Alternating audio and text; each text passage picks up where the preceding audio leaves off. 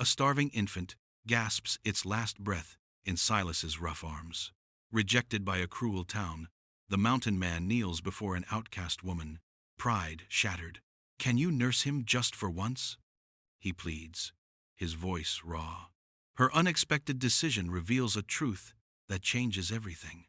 For years, Silas had lived as an extension of the wild, his spirit inextricably intertwined with the towering peaks and the deep, silent valleys. His home was a sturdy cabin, hewn from ancient timber, a solitary sentinel against the endless expanse of the high country. He knew the secret language of the storms, the hidden pathways of the forest, the precise moment a deer would appear at the watering hole. He valued the raw, unblemished truth of nature, where survival was a simple, brutal equation of skill and will. Society, with its flimsy rules and hollow whispers, was a distant echo, a world he had long ago forsaken, or perhaps a world that had forsaken him. He had built his own peace, a quiet rhythm of chopping wood, mending traps, and watching the seasons turn, marked only by the shifting light on granite cliffs and the solitary, piercing calls of eagles. His strength was legendary, his silence profound, and his self-sufficiency absolute. No man, nor beast, had ever truly brought him to his knees, not until now. But then came the child, a stark, profound contrast to his rugged, solitary existence. Found amidst the meager remnants of a makeshift camp, nestled among a cluster of cold rocks, as if the very mountain had reluctantly birthed it, the infant was both a miracle and a torment. Its cries, initially a desperate, piercing plea, had now dwindled to a barely audible whimper, a tiny flicker against the encroaching darkness. Starvation was its silent, relentless enemy, and Silas, for all his primal knowledge and hardened resolve, possessed no weapon against it. He could hunt, track, build, endure, but he could not provide the life-giving sustenance this fragile form required. The mountain offered no milk for human babes, and its harsh, beautiful indifference could not shelter such innocence from a fundamental, aching need. The urgency gnawed at him, a foreign feeling that burned through his stoic facade, a profound helplessness that stripped away his formidable exterior. He looked at the child's translucent skin, the blue veins beneath, and knew that every passing moment brought it closer to the final, irrevocable stillness. The scent of pine and damp earth, usually a comfort, now felt like a shroud. Driven by an instinct more powerful than any fear or pride, he descended from his sanctuary. His journey was a blur of frantic determination, his sturdy mountain pony pounding through the dusty track, carrying him towards a world he had consciously avoided for decades. The destination, redemption, a frontier town whose very name now rang with an irony that felt almost cruel. It was a place where the pervasive scent of dust mingled with stale whiskey and the cloying, suffocating perfume of a piety that often masked a far colder, harder truth. He sought help, first among the starched collars and tightly pursed lips of the church ladies, then among the well-fed wives of the town's merchants. But with each attempt, every door closed, not with a defiant bang, but with a quiet, dismissive click that resonated louder than any shout, echoing the town's collective rejection. The townspeople, their eyes flicking from the wild-haired man to the vulnerable, bundled infant, exchanged knowing glances, their expressions a mix of suspicion and veiled judgment. Whispers followed him like malevolent shadows. A bastard child, they insinuated. A problem that did not belong to them. Certainly not one brought by a man whose very presence spoke of untamed wilderness and a past best left unexamined. They offered no solace, only the cold comfort of their own moral superiority. Their fear of Silas intertwined with a deep-seated contempt for anything that disrupted their carefully constructed facade of order and righteousness. Their charity, it seemed, had strict, unyielding boundaries, and these boundaries were drawn tightly around their own, excluding both the vulnerable and the wild alike. The air itself seemed to thicken with their silent accusations. The unspoken truth hung heavy in the stale, dust-choked air of redemption. This was not merely a simple refusal to help, it was a profound societal declaration, a chilling testament to how quickly compassion could curdle into cruel condemnation when faced with something deemed inconvenient or stained by an imagined transgression. The town, with its grand pronouncements of virtue and its towering church steeple, had become, in that moment, a tomb for a child it had not even known, an irony that Silas, in his deepening despair, felt keenly. It was a place that preached salvation but practiced rejection, leaving the true measure of its spirit exposed in the dying cries of an innocent, ignored, and forgotten. With the sun now a bruised, fading disk on the horizon, painting the vast western sky in hues of desperate orange and melancholic purple, Silas found himself at the furthest, most desolate edge of redemption, standing before the last, dilapidated shack on the main street.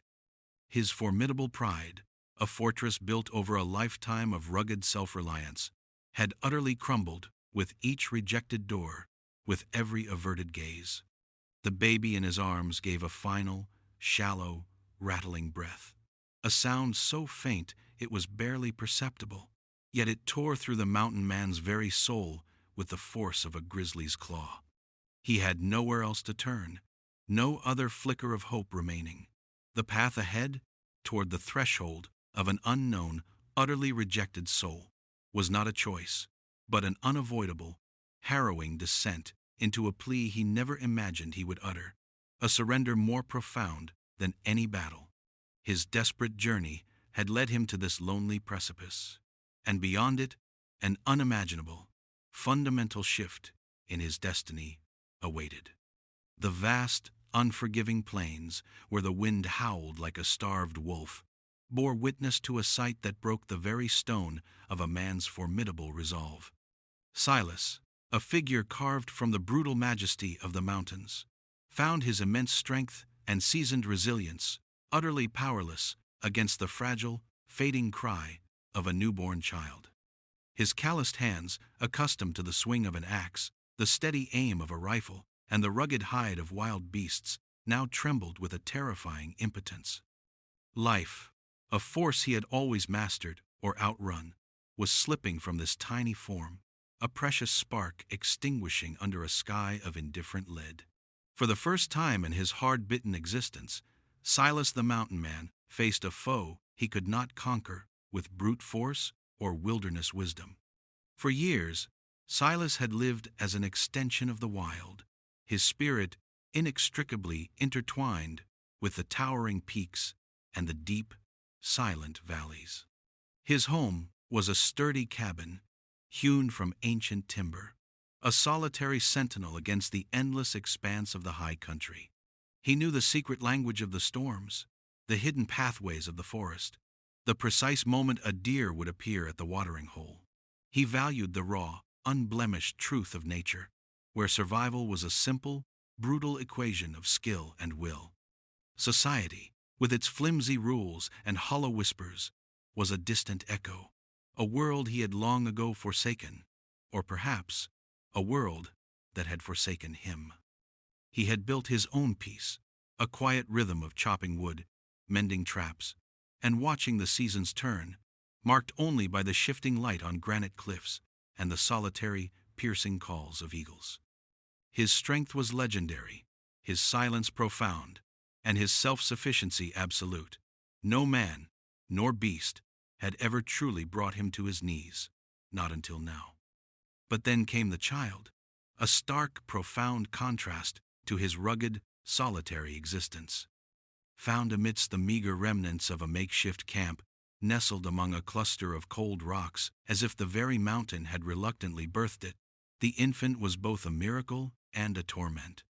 Its cries, initially a desperate, piercing plea, had now dwindled to a barely audible whimper, a tiny flicker against the encroaching darkness. Starvation was its silent, relentless enemy, and Silas, for all his primal knowledge and hardened resolve, possessed no weapon against it. He could hunt, track, build, endure, but he could not provide the life-giving sustenance this fragile form required. The mountain offered no milk for human babes, and its harsh, beautiful indifference could not shelter such innocence from a fundamental, aching need. The urgency gnawed at him, a foreign feeling that burned through his stoic facade, a profound helplessness that stripped away his formidable exterior. He looked at the child's translucent skin, the blue veins beneath, and knew that every passing moment brought it closer to the final, irrevocable stillness. The scent of pine and damp earth, usually a comfort, now felt like a shroud. Driven by an instinct more powerful than any fear or pride, he descended from his sanctuary.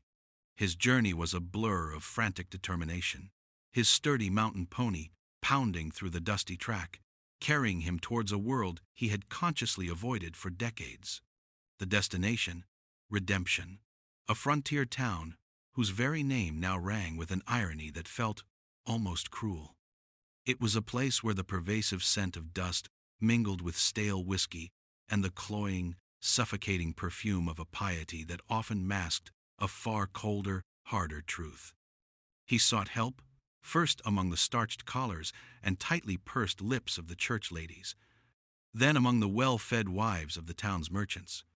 But with each attempt, every door closed, not with a defiant bang, but with a quiet, dismissive click that resonated louder than any shout, echoing the town's collective rejection. The townspeople, their eyes flicking from the wild-haired man to the vulnerable, bundled infant, exchanged knowing glances, their expressions a mix of suspicion and veiled judgment. Whispers followed him like malevolent shadows. A bastard child, they insinuated, a problem that did not belong to them. Certainly not one brought by a man whose very presence spoke of untamed wilderness and a past best left unexamined. They offered no solace, only the cold comfort of their own moral superiority. Their fear of Silas intertwined with a deep-seated contempt for anything that disrupted their carefully constructed facade of order and righteousness. Their charity, it seemed, had strict, unyielding boundaries, and these boundaries were drawn tightly around their own, excluding both the vulnerable and the wild alike. The air itself seemed to thicken with their silent accusations. The unspoken truth hung heavy in the stale, dust-choked air of redemption. This was not merely a simple refusal to help. It was a profound societal declaration, a chilling testament to how quickly compassion could curdle into cruel condemnation when faced with something deemed inconvenient or stained by an imagined transgression. The town, with its grand pronouncements of virtue and its towering church steeple, had become, in that moment, a tomb for a child it had not even known, an irony that Silas, in his deepening despair, felt keenly. It was a place that preached salvation, but practiced rejection, leaving the true measure of its spirit exposed in the dying cries of an innocent, ignored, and forgotten. With the sun now a bruised, fading disk on the horizon, painting the vast western sky in hues of desperate orange and melancholic purple, Silas found himself at the furthest, most desolate edge of redemption, standing before the last dilapidated shack on the main street. His formidable pride, a fortress built over a lifetime of rugged self-reliance, had utterly crumbled with each rejected door, with every averted gaze. The baby in his arms gave a final, shallow, rattling breath, a sound so faint it was barely perceptible, yet it tore through the mountain man's very soul with the force of a grizzly's claw. He had nowhere else to turn, no other flicker of hope remaining. The path ahead, toward the threshold of an unknown, utterly rejected soul, was not a choice, but an unavoidable, harrowing descent into a plea he never imagined he would utter, a surrender more profound than any battle. His desperate journey had led him to this lonely precipice, and beyond it, an unimaginable, fundamental shift in his destiny awaited. The last light of a fading day painted the desolate edge of redemption in bruised purples and dying reds as Silas finally reached the shack.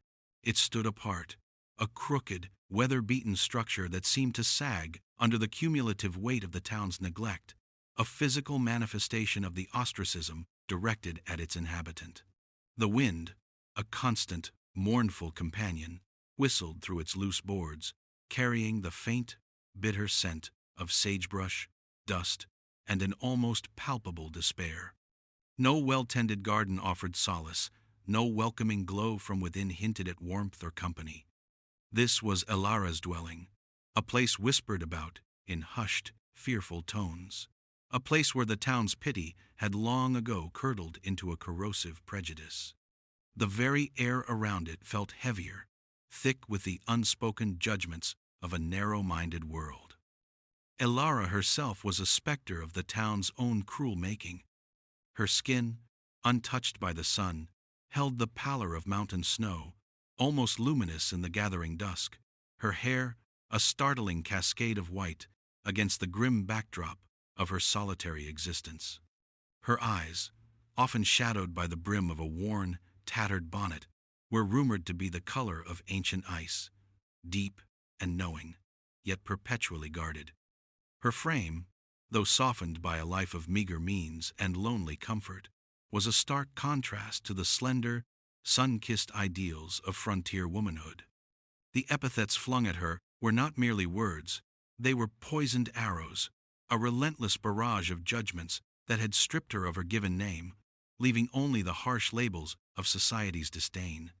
She was the outcast, the albino woman, the fat one, the embodiment of all that redemption feared and condemned, a living mirror reflecting its own unacknowledged ugliness back upon itself.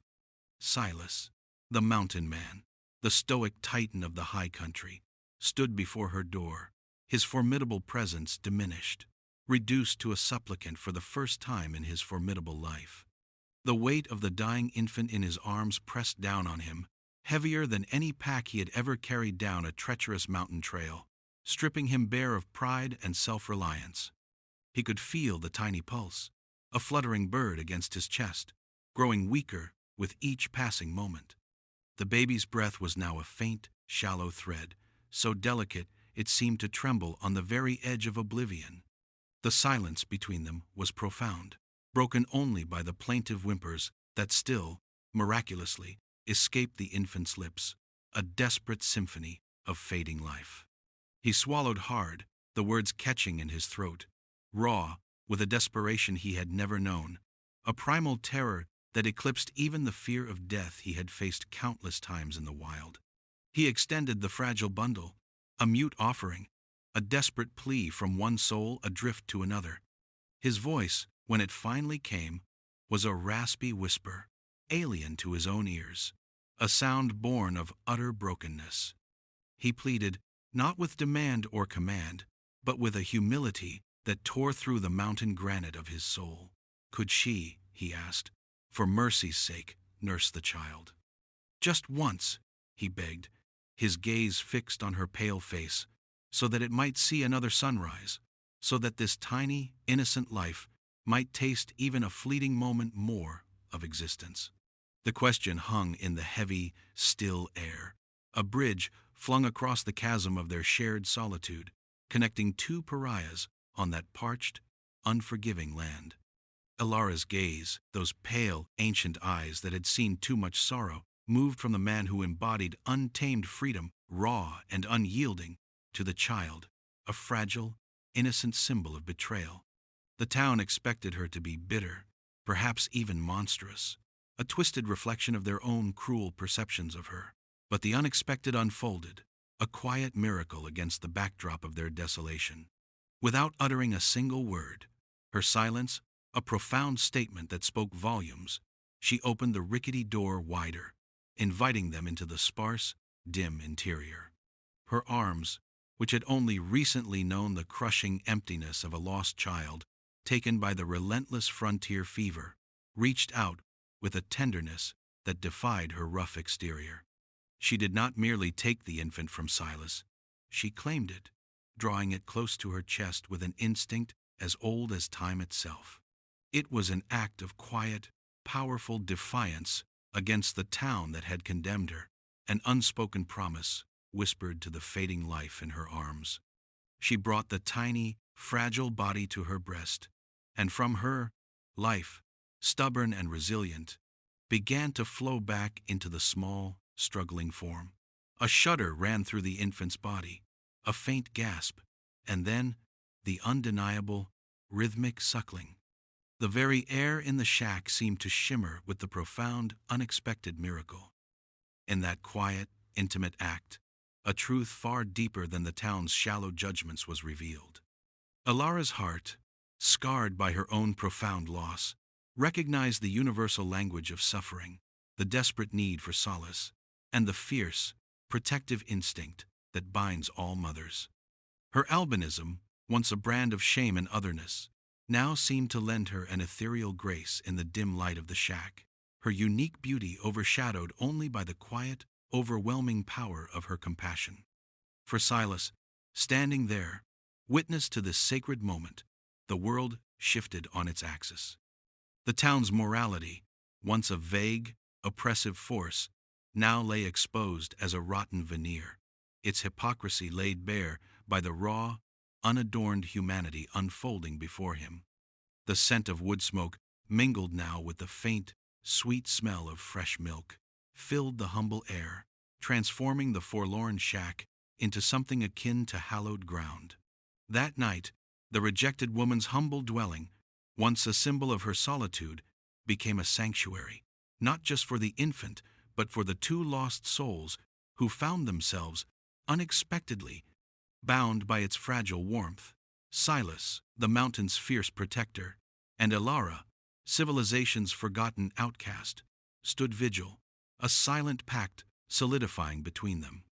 Her unexpected act was not merely one of kindness, it was transformative, an earthquake beneath the moral landscape of redemption. It shone a brutal light on the moral decay of the town, and forged an alliance as unlikely as it was profound. Society had cast them both aside, leaving them to the margins, but in the profound vulnerability of that tiny, surviving baby, the two adults found a purpose greater than their individual pains, a connection that transcended their past wounds. They began, in that quiet, miraculous moment, to form a family, not of blood, but of desperate need, mutual understanding, and burgeoning redemption, a quiet fortress of compassion built in the very heart of a world that understood little of either. The mountain man, who had always commanded his own fate, now found himself tethered to a new reality, reliant on this woman whom society scorned. His desperate journey into redemption had ended not with a simple solution, but with a profound, unspoken agreement that would redefine his existence. His strength, he now understood, could not solve every problem, and her kindness, though profound and freely given, would not be without its cost in this unforgiving world. The wilderness, Silas knew, demanded labor, vigilance, and respect from all who sought shelter within its vast embrace, and this new, fragile sanctuary, born of desperation and mercy, would demand no less from those who now resided within its humble walls. As the first pale light of dawn crept through the shack's grimy window, illuminating the sleeping child at Ilara's breast, an unspoken condition settled between them, heavy and undeniable as the morning mist. She offered not comfort as a gift, but a haven, a place of survival in exchange for his utility, his quiet service, and an unwavering respect for the unspoken rules of this new, shared existence in the shadow of the vast, indifferent mountains. This was not a temporary respite. It was a pact, a foundational stone laid for a future neither could yet comprehend, a future that would test them both in ways they never imagined. The mountain had delivered them to each other, and now it would watch them build their lives anew together. Ilara, the woman once defined by society's cruelest labels, began her quiet work of transformation within the rough-hewn walls of Silas's mountain cabin. Her entry into this isolated world was not one of delicate adjustment, but of a fierce, silent adaptation, driven by the tiny, insistent pulse of the infant entrusted to her care. The days that followed blurred into a rhythmic dance of survival and nurture, a stark contrast to the desolate, stagnant existence she had known in redemption.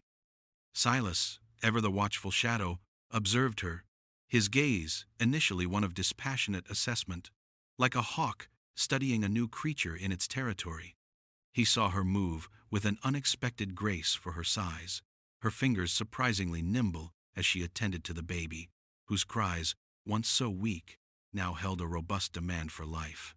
Her primary triumph, the undeniable testament to her worth, was the child itself. The infant, whose delicate life had teetered on the brink, now began to thrive under Ilara's ceaseless attention. The shallow, rattling breaths transformed into steady, contented sighs. Its tiny body, once alarmingly pallid and limp, gradually filled out, gaining a subtle strength.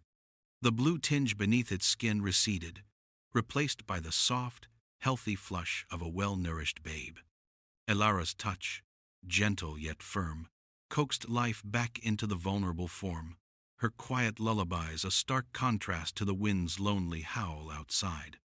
Silas would often catch her gazing at the sleeping child, a profound, almost sacred reverence in her pale eyes, a love so tangible it seemed to warm the cold mountain air.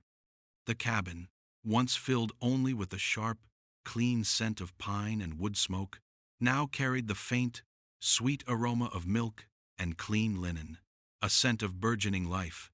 Beyond the immediate miracle of the thriving infant, Ilara began to weave subtle, yet profound, changes throughout Silas's Spartan dwelling.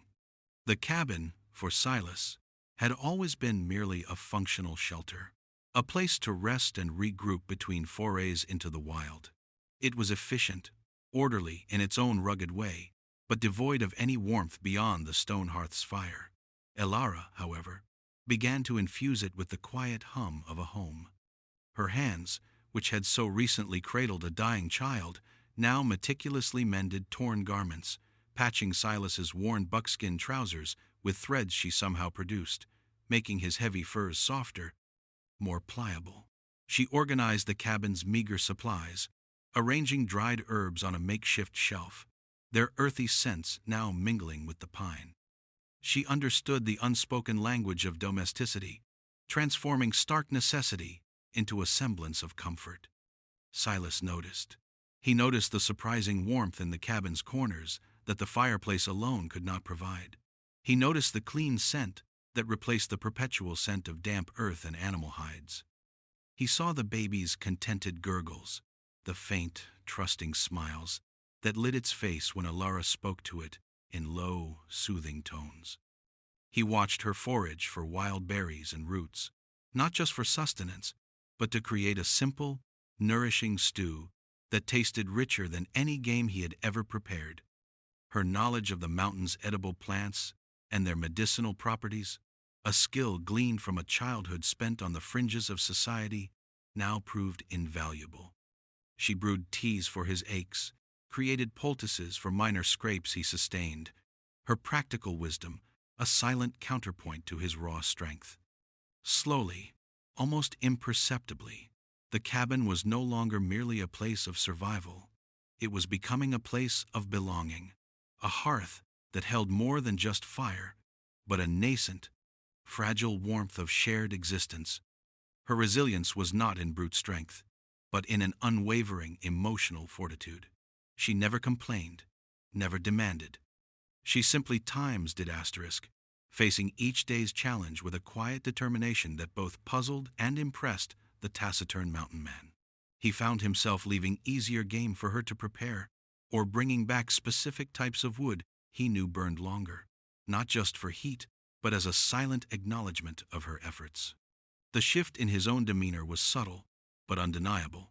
The rigid lines of his face softened. His eyes, once perpetually distant, now held a flicker of curiosity, even a nascent form of respect, for this woman who defied every judgment hurled at her by the world he had left behind. She had taken his solitary existence and, without asking permission, began to weave it into a pattern of unexpected companionship. This woman, the town's outcast, had a unique gift, the ability to mend not just cloth, but souls, to transform a mere shelter into a sanctuary, a refuge into a home. But this fragile piece, this blossoming of an unlikely family, existed only within the secluded embrace of the high mountains. The world beyond, the world that had cast them out, had a long memory, and its judgments were not so easily forgotten or assuaged. One crisp morning, as Ilara hung fresh-washed linens to dry on a line strung between two towering pines, a sound shattered the quiet serenity of the mountain air. It was the unmistakable crack of a distant rifle shot. Not the familiar, controlled report of Silas's hunting rifle, but something sharper, more aggressive, echoing from the lower trails leading up to their hidden valley. The baby, nestled in a makeshift cradle nearby, stirred and let out a small cry. Ilara's hand instinctively went to her throat, her pale eyes widening with an ancient fear. It was a sound that announced intrusion, a clear, unmistakable sign that their newfound haven had been breached. The mountain, which had offered them sanctuary, now held a renewed peril, and the shadows of the past, it seemed, were beginning their relentless climb. The sharp crack of the rifle shot, a sound that violated the mountain's serene silence, had sent a jolt of ice through Ilara's veins. Silas, alerted by the sudden tension in the air, emerged from the cabin, rifle in hand, his face a mask of grim determination. He had spent a lifetime reading the subtle signs of the wilderness, and this sound was no random hunter. It carried the chilling resonance of intent, a deliberate intrusion. He moved with swift, silent purpose, disappearing into the dense tree line, leaving Ilara alone with the stirring infant and a heart that pounded a frantic rhythm against her ribs. The minutes stretched into an eternity, each tick of time amplifying her fear. She clutched the baby, pressing its tiny form against her, a primal instinct to protect, overriding all else. Suddenly, a thrashing in the undergrowth, followed by Silas's terse, guttural command, echoed through the trees. He reappeared, not alone, but dragging a man whose leg was twisted at an unnatural angle, blood staining his buckskin trousers. It was Jedediah, one of the few trappers who occasionally ventured near Silas's territory, a man known for his gruff demeanor, but also for a rare, grudging respect for the mountain man. Jedediah's face was contorted in pain, his breath coming in ragged gasps. A fallen tree, a massive pine weakened by a recent storm, had given way, crushing his leg beneath its immense weight. The rifle shot had been his desperate signal, a last-ditch effort to attract attention before the cold embrace of the wilderness claimed him. Silas, with his formidable strength, had managed to free the trapper, but the injury was severe, the bone clearly shattered. Jedediah was bleeding profusely, his skin growing ashen, the cold grip of shock beginning to take hold. Silas knew how to set a bone, how to staunch a wound, but the raw frontier conditions offered little hope against infection and the slow, insidious drain of vitality. He had seen strong men succumb to less.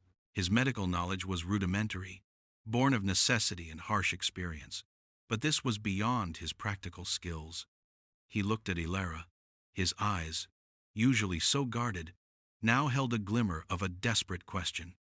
Ilara's pale gaze, however, did not waver. She saw not just a wounded man, but a life teetering, much like the infant she had nursed back from the brink. The training she had received as a young girl, under the tutelage of her grandmother, a wise woman of the plains, whose knowledge of herbs and healing was legendary, but had been dismissed by the civilized world as mere superstition, now resurfaced with startling clarity. Her hands, nimble from years of mending and weaving, began to move with a quiet, decisive purpose. She instructed Silas to gather specific herbs, willow bark for pain, yarrow for bleeding, and a particular type of moss known for its antiseptic properties. Silas, accustomed to giving orders, found himself obeying, his initial skepticism giving way to a nascent trust as he watched her. She cleaned the wound with boiled water and strong spirits, a sharp metallic tang filling the cabin. Her touch was surprisingly firm, yet gentle, her movements precise. She crushed the willow bark into a fine powder, mixing it with water to form a paste she applied to Jedediah's lips. urging him to swallow, easing the searing pain. For the bleeding, she pressed a poultice of yarrow to the wound, its astringent properties slowly stemming the flow. With Silas's reluctant but steady assistance, she carefully realigned the bone. The sickening crunch, a sound that made the mountain man wince, but Ilara's face remained impassive, focused solely on her task. Then, using carefully selected splints of young birch, she fashioned a sturdy support, binding the leg tightly with strips of clean linen, her fingers working with an almost surgical precision. She was not a doctor, but a healer, guided by instinct and generations of ancestral knowledge. Hours passed in a tense, silent vigil. Jedediah, racked with pain and fever, drifted in and out of consciousness. Silas watched Ilara tend to him, her brow furrowed in concentration, her voice a low, soothing murmur as she spoke to the delirious trapper. He witnessed her change dressings, administer more herbal pastes, and sponge the fever from Jedediah's brow. The air was thick with the scent of pine, blood, and medicinal herbs. By dawn, the fever had begun to break, the bleeding had ceased, and a faint, regular rhythm returned to Jedediah's breathing. He was still gravely ill, but he was alive. When Jedediah finally opened his eyes, clear and lucid, he looked first at his bandaged leg, then at Silas, and finally at Ilara, whose pale face was etched with exhaustion, but also relief. A grudging respect flickered in his eyes, an unspoken acknowledgement of her skill. The tension that had held the cabin captive shattered, replaced by a profound, shared silence. In the quiet aftermath, as the first rays of morning light filtered through the cabin's small window, washing the scene in a soft, ethereal glow, Silas and Ilara found themselves in a moment of unexpected vulnerability. Silas, still scarred by the loss of his own wife years ago, a tragedy that had driven him to the desolate solitude of the mountains, found himself speaking in a voice uncharacteristically soft, raw with remembered pain.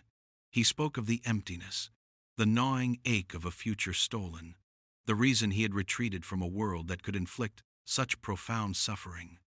He confessed the torment of carrying that infant, a desperate echo of his own past helplessness, a reawakening of a grief he had buried beneath layers of granite resolve. Ilara, in turn, her gaze fixed on the sleeping child in its cradle, recounted her own recent sorrow, the fever that had claimed her own infant son, a tiny life she had carried for 9 months, only for it to be snatched away before it could truly begin. She spoke of the unbearable loneliness, the silent screams of a mother whose arms ached for a child that would never return, a grief so profound it had left her hollow, unable to shed a tear, simply existing in the margins. Their confessions, whispered in the quiet dawn, were not a shocking external plot twist, but a deeper, more profound revelation, the laying bare of their own shattered hearts. They were two pariahs, not just of society, but of their own grief, strangers bound by a shared, unspeakable sorrow. The act of healing Jedediah had broken down the last walls between them, revealing the raw, unvarnished truth of their pasts. This shared vulnerability, this unexpected intimacy born of trauma, cemented their partnership, deepening it into something far more than mere convenience. They were two wounded souls, finding solace in each other's unspoken understanding, building a home not just for the orphaned infant, but for themselves, a testament to the quiet power of shared loss and mutual salvation. The morning light, which had brought them solace, also carried with it a chilling reminder of the world beyond their sanctuary. Jedediah, though weakened, possessed a sharp, perceptive mind. As Silas offered him a cup of steaming herbal tea, Jedediah's eyes, now clear and assessing, met the mountain man's. He had seen the way Silas had looked at Ilara during the long night, a tenderness and concern rarely witnessed in the stoic hermit. A slow, knowing smile, touched with a hint of grim understanding, spread across the trapper's gaunt face.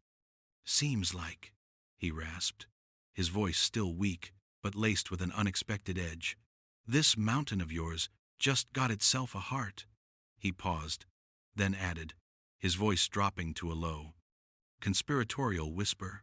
But hearts attract trouble, Silas. And I saw tracks, fresh tracks, on the lower ridge. Not mine, not an animal's. Man tracks. Too many of them for a lone trapper. They were headed this way. The words, delivered with a quiet gravity, shattered the newfound peace, a stark announcement that the sanctuary, built on grief and compassion, was once again in peril, and the shadows of a dangerous past were swiftly approaching. The fragile peace that had settled upon Silas's mountain cabin, a warmth born of shared grief and the miracle of new life, was abruptly shattered by Jedediah's stark warning. The trapper's words about unseen tracks on the lower ridge, too numerous for a lone hunter, were like stones dropped into a calm pond, sending ripples of unease through the newfound tranquility. Yet, for a brief time, a fragile interlude of calm unfolded. Jedediah, slowly recovering under Elara's meticulous care, became a quiet fixture in the cabin, his presence a testament to her healing touch. He watched them, a silent observer, as Silas and Elara moved through their days, a rhythm of work and quiet companionship that spoke volumes without a single word. Days turned into weeks, each one weaving the three disparate souls, Silas, Elara, and the thriving infant, into a tighter, more cohesive unit. Silas, once the epitome of solitary self-reliance, found himself seamlessly integrated into this burgeoning family. He chopped wood with a renewed purpose, his gaze often drifting to the cabin where Elara tended to the child, her soft hums now a constant, comforting backdrop to his rugged existence. He hunted not just for himself, but for them, bringing back the choicest game, carefully preparing the hides for Elara to soften and use for new blankets for the baby. He would mend tools, repair the cabin's chinks, always with a silent awareness of the lives sheltered within its walls. Elara, in turn, flourished in this unexpected sanctuary. Her pale skin gained a healthier glow from the mountain air. Her step grew lighter. She transformed the cabin into a true home, filling it with the scent of freshly baked bread, a rare luxury on the frontier, and the soft, vibrant colors of wild berries she used to dye scraps of cloth. She spun wool, taught Silas to identify new edible plants, and even began to hum old folk tunes her grandmother had taught her, her voice a gentle melody that seemed to coax warmth and light into the once somber cabin. The infant, now growing steadily, was the undeniable heart of their world, its joyful gurgles and tiny, grasping fingers a constant reminder of the life they were building, a beacon of hope in a world often defined by its harshness. Silas would find himself sitting by the fire, watching Elara gently rock the child, a profound, unbidden tenderness swelling in his chest, a feeling he had believed long dead. Even Jedediah, initially a gruff and solitary man, began to show the subtle signs of softening. He told stories of the plains, of blizzards and encounters with bears, his gruff voice now softened by the warmth of Elara's presence and the comforting crackle of the fire. He offered Silas advice on tracking, shared his knowledge of the best fishing spots, a rare generosity from a man who had always guarded his secrets closely. He witnessed the silent language that developed between Silas and Elara, a shared glance, a knowing nod, a partnership forged in hardship and cemented by an unspoken understanding. It was clear to him that these two outcasts, bound by their shared responsibility for the child, had found in each other a solace and strength neither had known possible. The cabin, once a symbol of Silas's isolation, had become a testament to the quiet power of found family. One evening, as a gentle snow began to fall, dusting the pines with a shimmering layer of white, Silas sat by the fire, mending a leather strap. Elara was humming softly, rocking the baby, whose eyes were already drooping with sleep. Jedediah, his leg now healing steadily, broke the companionable silence, his voice low and thoughtful. He spoke of an old legend, whispered among the few remaining indigenous tribes, of a girl with hair like winter snow and eyes like frozen lakes, born under a rare lunar eclipse whose destiny was tied to the healing of a broken land. He spoke of how her lineage, rumored to possess a profound, almost magical connection to the deepest veins of the mountains, was destined to bring balance and renewal wherever they settled.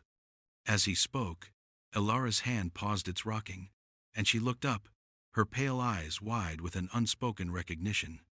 She remembered her grandmother's stories, dismissed as childhood fantasies, of a star-crossed line of women, marked by the moon, whose purpose was to find solace and strength in the desolate beauty of the wild, and to heal those whom the conventional world had broken. It was a revelation that linked her, irrevocably, not just to the land, but to Silas, whose own ancestors were rumored to be the first to tame this very peak, protectors of its ancient secrets. Their meeting, it seemed, was not merely coincidence, but the weaving of two ancient destinies. This profound realization, this sense of predestination, settled over them like the falling snow, silent and deep, strengthening the already burgeoning bond between them. Their lives, once so disparate, now felt irrevocably entwined, connected by threads of fate far older and more mysterious than they could comprehend. They were not just building a home, they were fulfilling an ancient prophecy, two halves of a story written in the stars and etched into the very rock of the mountain. But the mountain, for all its beauty and solitude, was also a place of brutal realities. The quiet calm, the fragile serenity, could only ever be a temporary reprieve.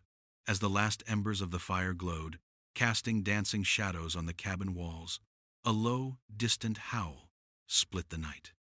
It was not the familiar, mournful cry of a lone wolf, nor the shriek of a cougar on the hunt. This was a sound more sinister, more deliberate, a baying of hounds, followed by the faint but unmistakable murmur of human voices, carrying on the crisp night air. It came from the direction of the lower ridge, the same path Jedediah had warned them about. The sound was distinct, chillingly close, and it carried the undeniable promise of menace, of a past refusing to remain buried. The sanctuary was no longer hidden, and the tenuous peace they had built, stone by stone, was about to face its ultimate test. The baying of the hounds, a mournful, relentless chorus, shattered the peace of the mountain night. It was a sound that prickled the hairs on the back of Silas's neck, a distinct and chilling signal that the fragile haven they had built was no longer safe. Jedediah, his eyes narrowed with a trapper's deep understanding of human malice, knew this was no hunting party. These were men with purpose, men whose cruel intent echoed through the shadowed valleys. The past, it seemed, had finally caught up, its hungry shadows closing in. Silas, moving with the practiced swiftness of a predator, quickly secured the cabin, bolting the heavy timber door, extinguishing the fire, to plunge them into protective darkness. Elara clutched the sleeping infant close, her heart a frantic drum against her ribs, but her eyes, wide and luminous in the dim light, held a fierce, protective glint. She was no longer the broken outcast. She was a mother, a guardian of a life she had brought back from the brink, and she would defend it with a strength she never knew she possessed. Jedediah, still recovering but resolute, gripped his own hunting knife, his gaze fixed on the cabin's single window, a seasoned sentinel despite his injury. The voices grew louder, harsher, carrying the crude shouts of men on a pursuit, their curses echoing off the silent cliffs. Soon, the rhythmic thump of heavy boots and the strained snarls of exhausted hounds could be heard just outside the cabin. A gruff voice, thick with menace and alcohol, barked orders. It was the voice of Theron, a ruthless landowner from Redemption, a man notorious for his avarice and his cruel, possessive nature. He had viewed Elara as his property, a blight on his town, a woman whose beauty to his twisted mind was merely a canvas for his own contempt. He had always seen her as an extension of his status, a trophy of his supposed moral authority, and her escape, her very defiance of his small-minded world, was an unforgivable offense. Theron's voice sliced through the thin wooden walls, each word a venomous dart aimed at Elara. He bellowed her name, demanding she surrender herself, claiming she was a fugitive from decency, from the order he represented. He had brought men, not just the usual town posse, but a band of rough, desperate bounty hunters, promising them a share of the justice to be meted out. Their presence was a stark realization that this was not merely about retrieving a runaway. It was a raid, an assertion of power, a brutal reclaiming of what Theron saw as his due. He did not care about the infant. He cared only about humiliating Elara, about dragging her back to face the town's cruel judgment, and thus reasserting his twisted dominance. Silas, his hand already on the trigger of his rifle, felt a primal rage ignite within him. This was not a territorial dispute over hunting grounds. This was a direct assault on his nascent family, on the innocent life he had sworn to protect, and on the woman who had brought unexpected warmth into his desolate world. He was the mountain man, a protector forged in the crucible of the wild, and he would not yield. As the men began to hammer at the door, their crude shouts turning into aggressive threats, Elara's mind raced. She knew Theron's cruelties, his relentless pursuit of those who defied him. She also knew the power he wielded, the ruthlessness with which he crushed any opposition. Her presence here, with Silas and the child, put them all in grave danger. Theron would not stop until he had what he wanted, and he would burn the mountain down to get it. A terrible, agonizing choice began to form in her mind, a sacrifice that tore at her very soul. She could not allow Silas, who had given her and the baby a chance at life, to face this onslaught, to risk everything for her past. She looked at the infant, its soft breaths a fragile testament to life, and then at Silas, his jaw set in a grim line of defiance.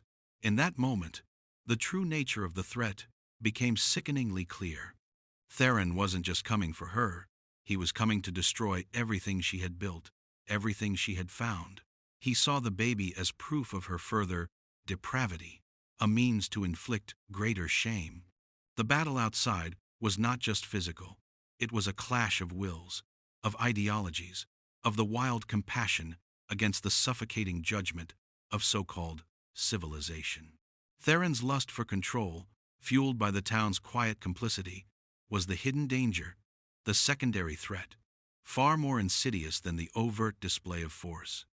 He wanted to reclaim Elara not as a person, but as a symbol of his power, a cautionary tale to any who dared to defy him.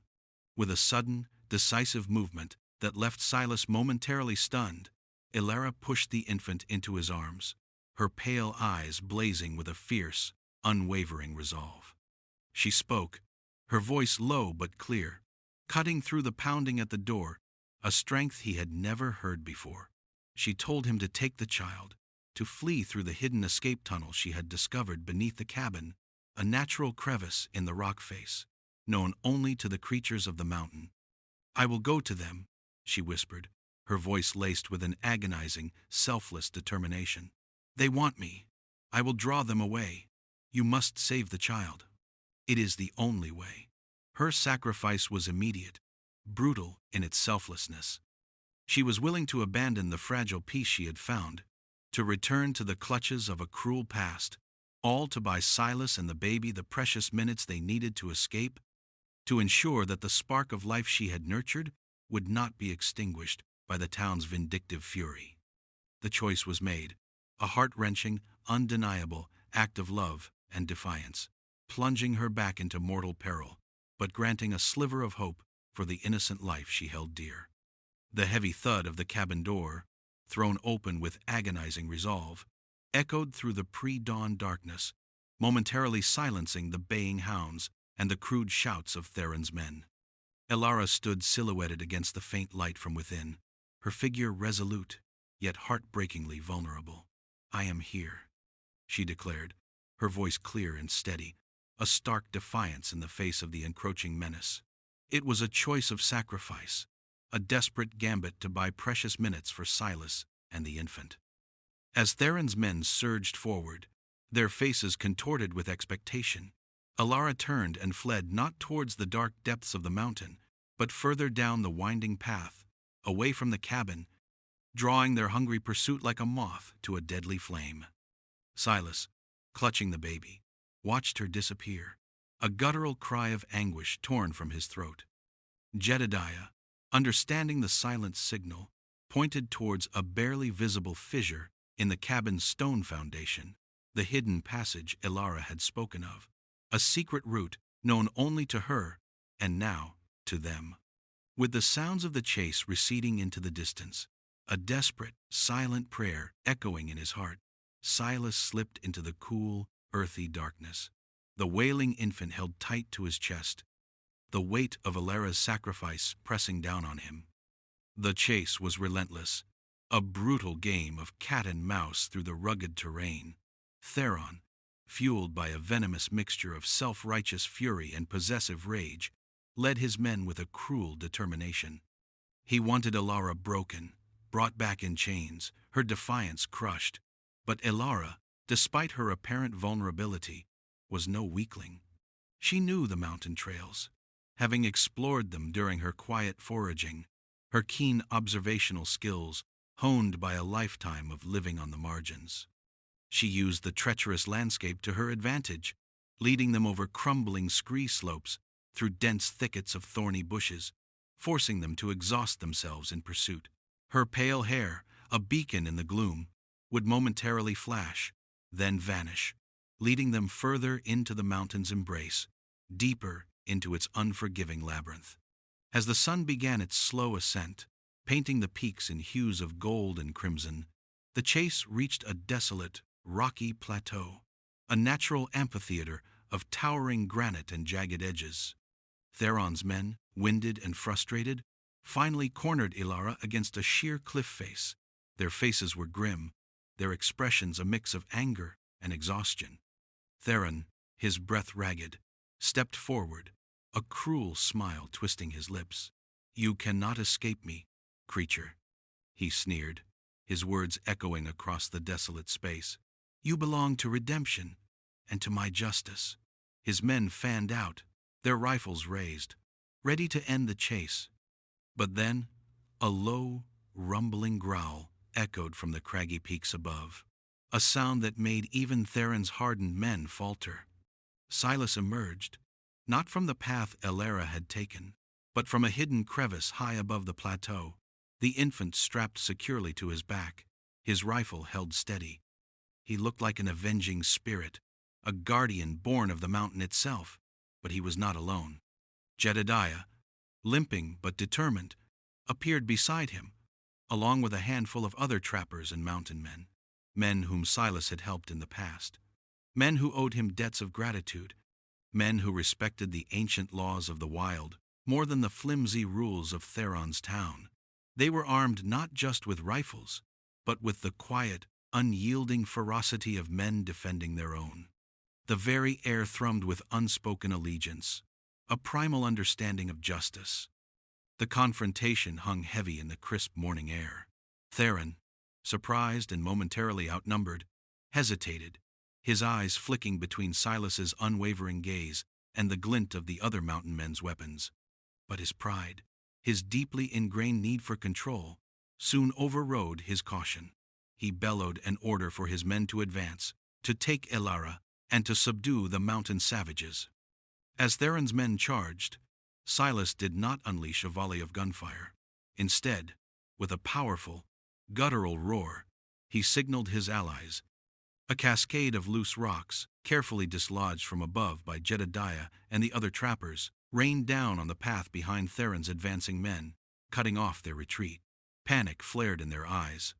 Then, Silas, with Elara's unspoken consent, made a move that defied their expectations. He stepped forward, unarmed, and spoke, his voice resonating with the authority of the mountain itself. "You want Elara?" he declared, his gaze fixed on Theron. "Then you must pass through me. But understand this, she is no longer an outcast. She is of this mountain. She saved a child abandoned by your town, a child your town condemned. She saved Jedediah here, who would have died without her skill. He gestured to the trapper, who nodded grimly. Her mercy, her kindness, her healing hand. These are the true measures of a soul.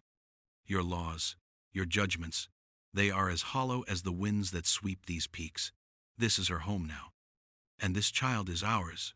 He looked at Elara, a profound understanding passing between them, a silent promise of unwavering protection. The mountain men, their faces etched with grim resolve, shifted their weight, their rifles held ready. Theron's men, caught between the rockfall and the determined mountain folk, began to waver, their bravado crumbling. They were bounty hunters, not warriors, and the raw, untamed spirit of the mountain, embodied by Silas and his allies, was far more formidable than any town constable. Theron, seeing his men's resolve falter, still tried to assert his will. "She is a witch, an albino freak. She does not belong here," he shrieked, his voice cracking with desperation. But his words held no power here. In the face of the unyielding mountain and the quiet strength of its protectors, it was Elara who delivered the final, unexpected blow. Stepping out from behind Silas, she fixed her gaze on Theron, her pale eyes holding a depth of wisdom and sorrow that shamed him. "Your judgment is your own prison, Theron," she said, her voice carrying a quiet authority. "You seek to reclaim what you never truly owned, a soul's dignity. The child lives because your town turned its back. The trapper breathes because I offered a hand you would never extend. Your power ends where compassion begins." In that moment, the true weakness of Theron's claim was exposed. He stood not as a man of power, but as a small, bitter figure, stripped bare of his moral authority by the very mercy he disdained. His men, seeing their leader's hollow bluster, began to back away, glancing nervously at the mountain men, at the impassive face of Silas, at the quiet strength of Elara. The threat was neutralized, not by bloodshed, but by a powerful demonstration of moral superiority, an unyielding stance against injustice. Theron, defeated not by force but by shame, snarled one last impotent curse and retreated, his men following, their bravado shattered. The immediate threat had vanished, swallowed by the rising sun and the mountain's indifferent vastness. But as the last of Theron's men disappeared over the ridge, a profound silence descended, leaving only the sound of the wind sighing through the pines.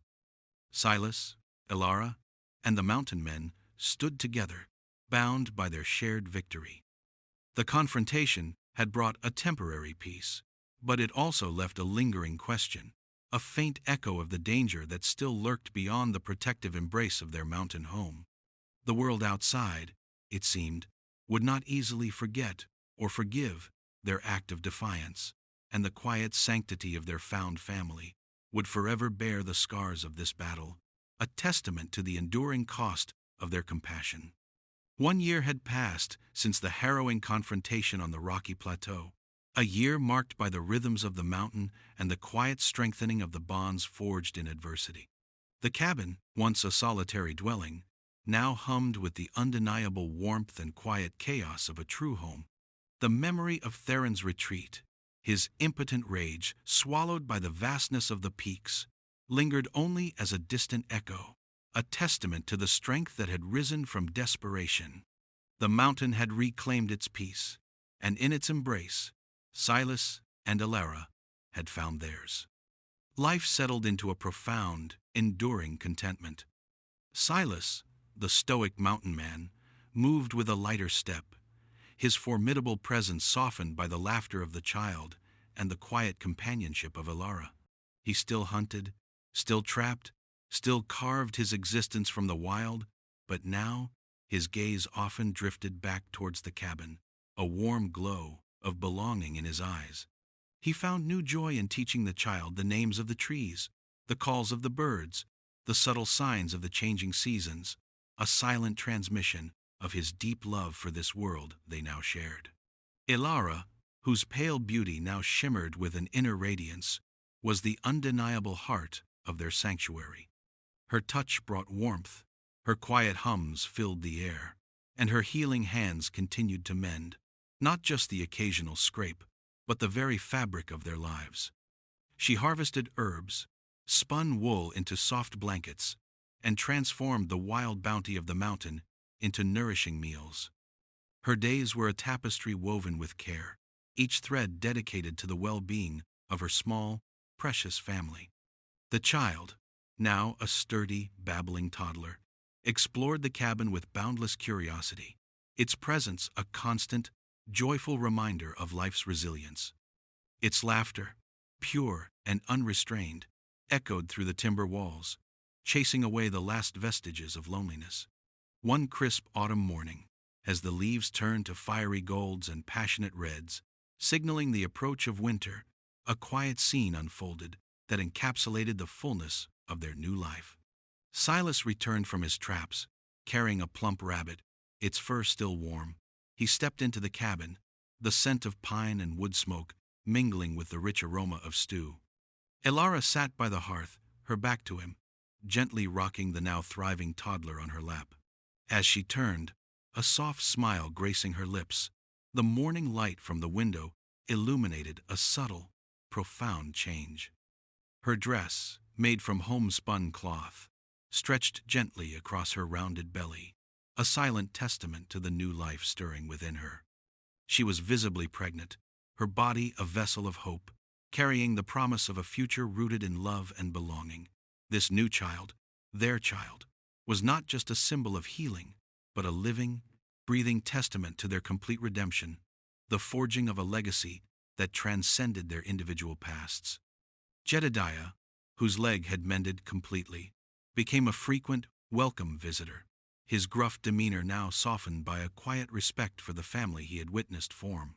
He spoke of whispers among the other trappers, of how the tale of Silas and the albino woman who healed and protected a helpless babe had spread throughout the high country. It was a legend not of violence, but of an uncommon mercy, a profound compassion. These stories, he said, had begun to draw a few other lost souls, other outcasts, to the fringes of their valley, seeking refuge from the harshness of the outside world. Drawn by the quiet promise of sanctuary, they spoke of Silas's Peak, a place where the true strength of humanity resided not in might, but in an unwavering heart. The final revelation settled over them like the quiet dignity of the ancient mountains. Elara's grandmother, in her letters, often wrote of the sacred lineage of women born with moon-kissed skin, those with the gift of profound empathy and a deep connection to the wild.